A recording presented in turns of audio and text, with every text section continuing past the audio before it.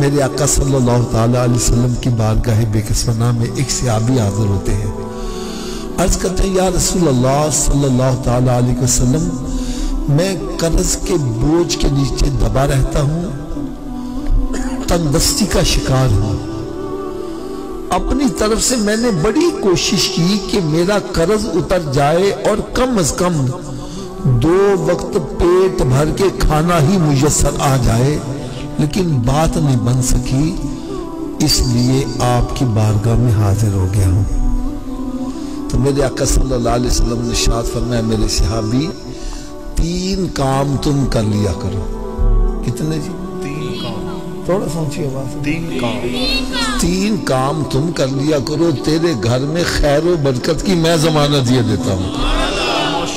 صحابہ کرام علیہم رضوان ارشاد فرماتے ہیں ہم نے اس صحابی کو بڑا تنگ دست دیکھا، لیکن جب اس نے نسخے پر عمل شروع کر دیا تو رب تعالیٰ نے اتنا نوازا کہ اب وہ مدینہ شریف کی گلیوں میں جھولیاں بھر بھر کے خیرات کرتا تھا، دولت ختم نہیں ہوتی.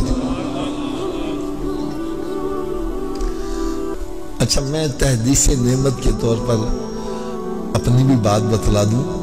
میں نے جب یہ نسخہ سنا نا تو میرے بھی حالات کچھ ایسے ہی تھے. الحمدللہ جب سے میں نے عمل کیا رب نے بڑا کرم کیا ہے. یار بالکل میں ایک اشارہ کرنے لگا ہوں. بیسیکلی میں ریلوے کے اندر ملازمت کرتا تھا، لیکن سرکار کا کرم دیکھو، 3 مرتبہ حج کیا اور تقریباً 20 مرتبہ سرکار کے درپا کی حاضری نصیب. اس لیے جو بھی عمل کرے گا بس اس پر بھی کرم ہو جائے گا. وہ 3 کام کون کون سے سنو. نمبر 1 فرمایا جب گھر میں داخل ہو تو گھر والوں کو سلام کر دیا کرو. اگر گھر میں کوئی نہیں تو خالی گھر کو ہی سلام کر دیا کرو. دوسرا کام فرمایا 1 مرتبہ مجھ پر بھی سلام بھیج دیا کرو. اور تیسرا کام فرمایا 1 مرتبہ سورہ اخلاص پڑھ لیا کرو. اب تینوں کام کیسے کرتے ہیں میں پریکٹیکل کر کے بتلانے لگا.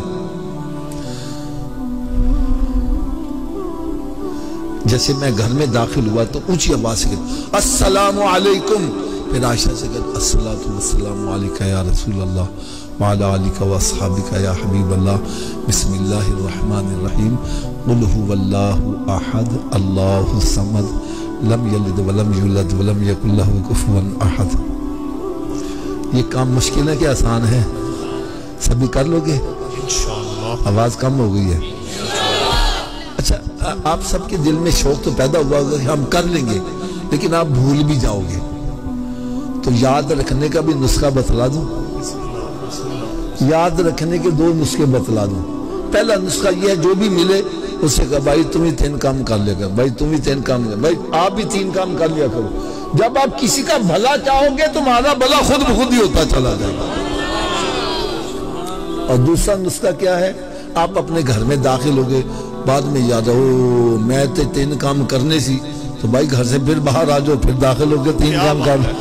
کیا بات 2-4 مرتبہ کرو گے پکا یاد ہو جائے گا. دیکھو یار نا ساڈے چیک نا پنجابی جی کہتے ہیں جی ایک کام کرو بہتا فائدے ہوں نا، کہتے ہیں ناکلے چوپڑیاں تے. اور یار سرکار دے نسخے تے عمل کرو تو دیکھو چوپڑیاں بھی ملن تے کنیاں مل دیاں نے. سلام کرو گے گھر والوں نوں 10 نیکیاں سلام دیاں، درود و سلام پڑھو گے 20 نیکیاں ہو دیاں، تے ایک دفعہ سورہ اخلاص پڑھو گے 10 پارے تلاوت کرنا ثوابے بھی نال ملتا جائے گا. دین کی بات پھیلانا صدقہ جاریہ ہے. ثواب کی نیت سے ویڈیو کو شیئر ضرور کیجیے. جزاک اللہ.